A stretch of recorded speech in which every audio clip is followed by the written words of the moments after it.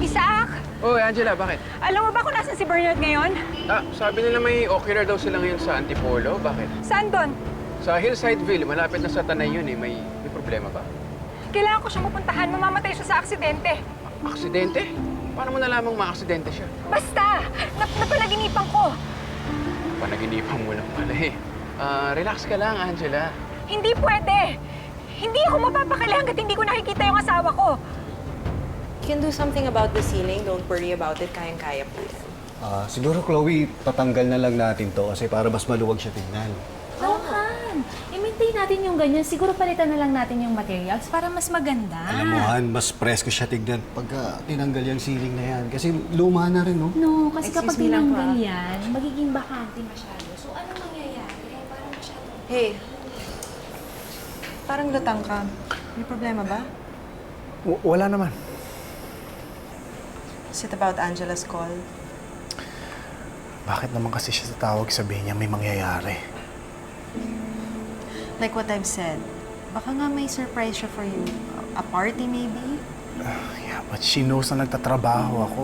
Bakit niya gugustuhin umuwi ako maaga? You know what? Iwan mo na ako. Ako na bahala dito. Ako na may ikipag-usap kay Sir. Iwan mo na ako. Ako na bahala. Your mind's not here anymore. Look, Chloe, please. I'm sorry. Okay, I'm just really worried sa pagtawag ni Angela. Okay, hindi tuloy ako makafocus sa trabaho natin. Besides, hindi ako aalis. Okay, sabay tayong pumunta dito. Alam mo naman, iwan kita mag-isa.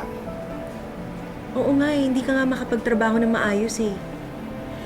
Anyway, if you say that you're okay, can we just get back to work? Huwag ka na masyadong paranoid. Hi! So, have we decided? Keep it or...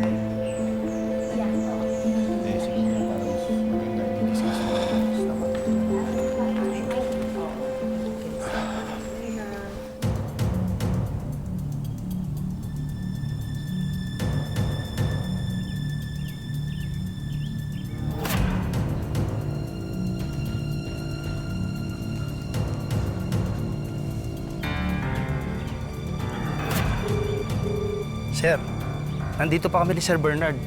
Akala ko maniningil kayo ng utang. Malaki utang sa akin ng Bernard na yan.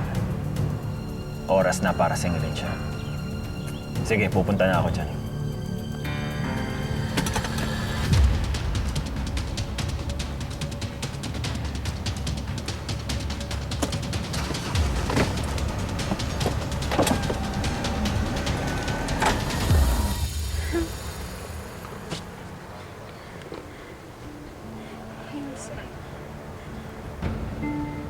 Tama ba yung pin ko?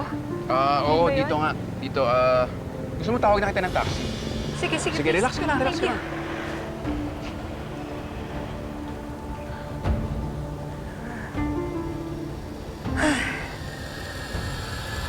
Ano sa lumo? Kuya! Kailangan ko ito ngayon! Ganun ba? Ayaw!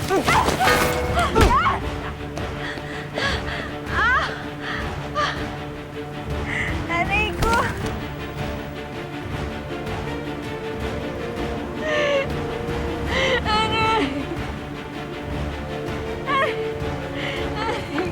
Angela, anong nangyari